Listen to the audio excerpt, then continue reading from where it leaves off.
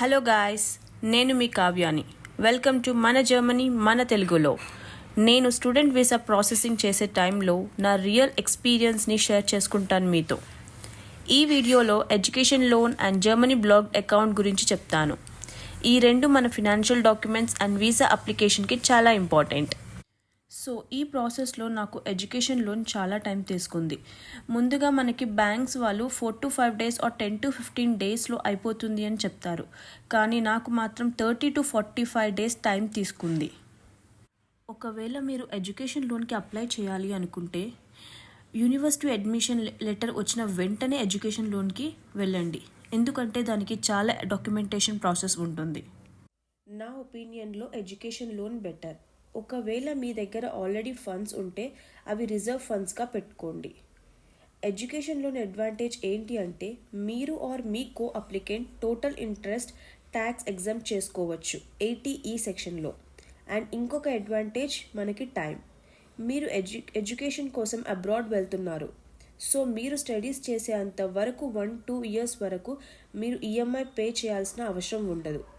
Are కొన్ని కేసెస్లో partial interest pay చేయాల్సి ఉంటుంది. Maybe 5K to 10K per month, depends on loan. So దీనివల్ల మీకు ఫినాన్షియల్ బర్డెన్ ఉండదు. జర్మనీలో సెటిల్ అయ్యాక మీకు part time or full time వచ్చాక ఇండియన్ లోన్ని రీపే చేయడం అంత కష్టమేం కాదు. ఒకవేళ మీరు ఇండియా వచ్చి జాబ్ చేస్తే మీకు TDSలో సేవ్ అవుతుంది ఈ loan interest up to 8 years వరకు. సో ఎలా అయినా మనకి ఎడ్యుకేషన్ లోన్ చాలా బెటర్. ఎడ్యుకేషన్ లోన్ 2 types ఉంటాయి.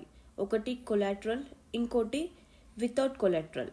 కొలాటరల్ అంటే మనం ప్రాపర్టీ ఆర్ ఏదన్నా కార్ ఆర్ గోల్డ్ పెడితే మనకి రేట్ ఆఫ్ ఇంట్రెస్ట్ తగ్గుతుంది. ప్లస్ లోన్ కూడా 99% శాంక్షన్ అవుతుంది. వితౌట్ కొలాటరల్ అంటే మనం ఏ సెక్యూరిటీ ఇవ్వం బ్యాంక్కి.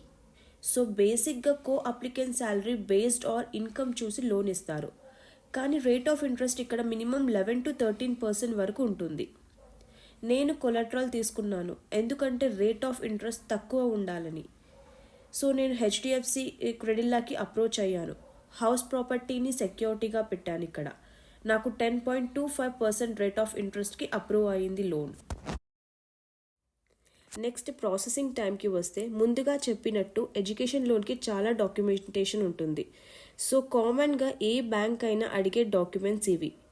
అవి student documents, co applicant documents, collateral are property documents. నేను సబ్మిట్ చేసిన డాక్యుమెంట్స్ చెక్ లిస్ట్ ఒకటి ప్రిపేర్ చేశాను, కింద డిస్క్రిప్షన్లో మెన్షన్ చేశాను. సో ఈ డాక్యుమెంట్స్ని మీరు ముందే ప్రిపేర్ చేసుకొని పెట్టుకోండి.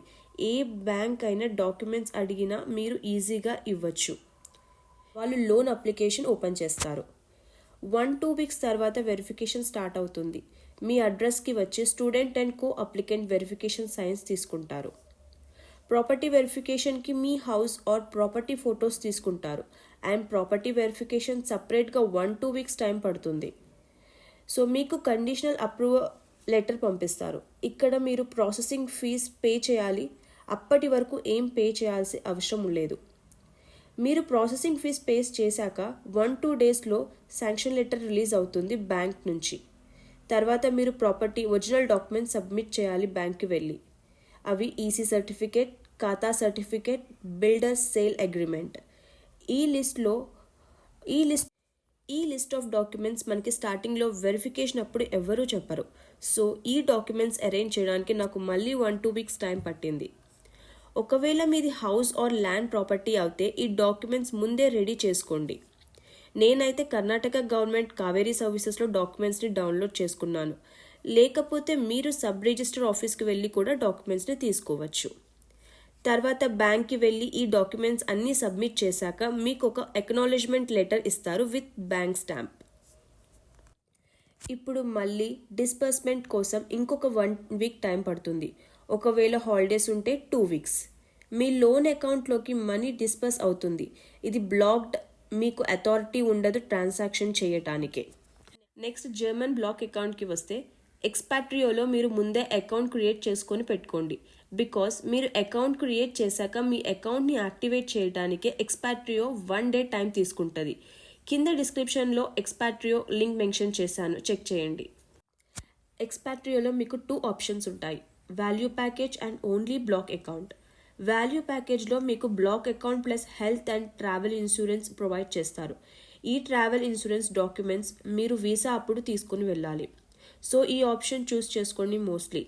వితౌట్ వాల్యూ ప్యాకేజ్లో అయితే మీకు ఓన్లీ బ్లాక్డ్ అకౌంట్ ఉంటుంది.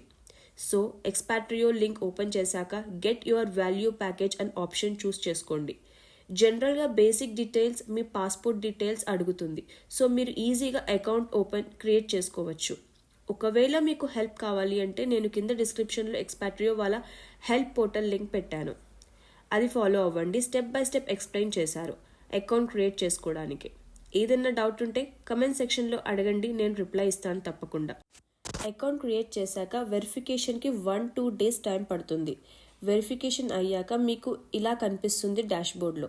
ఇన్సూరెన్స్ డాక్యుమెంట్స్ ఇందులో ఉంటాయి, ఇక్కడ డౌన్లోడ్ చేసుకోవచ్చు.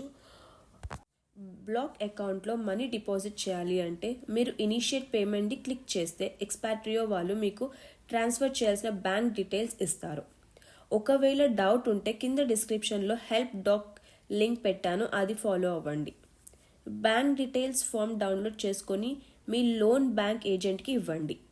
వాళ్ళు మీకు మనీ ట్రాన్స్ఫర్ ఇనిషియేట్ చేస్తారు అండ్ మీకు ట్రాన్సాక్షన్ ప్రూఫ్ ఇస్తారు, అది మీరు ఎక్స్పాట్రియోలో అప్లోడ్ చేయండి. వితిన్ 1 డేలో మీకు ఫామ్ 6 వచ్చేస్తుంది. యూజువల్లీ ఎక్స్పాట్రియో వాళ్ళు 1 to 6 డేస్ అని మెన్షన్ చేశారు, బట్ నాకు 1 డేలో వచ్చేసింది. సో ఈ ఫామ్ 6 కోసం అండ్ ఎడ్యుకేషన్ లోన్ ప్రాసెసింగ్ కోసం నేను 2 times వీసా స్లాట్ రీస్కెడ్యూల్ చేయాల్సి వచ్చింది. లక్కీలీ 2 times నాకు స్లాట్ దొరికింది వితిన్ నెక్స్ట్ 5 to 10 డేస్లో. సో మీరు ఎడ్యుకేషన్ లోన్ అప్లై చేయాలి అనుకుంటే ఇమీడియట్గా యూనివర్సిటీ అడ్మిట్ లెటర్ రాగానే స్టార్ట్ చేయండి. మీకు ఇన్ఫర్మేషన్ నచ్చినట్టయితే లైక్ అండ్ సబ్స్క్రైబ్ చేయండి. థ్యాంక్ యూ, మళ్ళీ కలుద్దాం.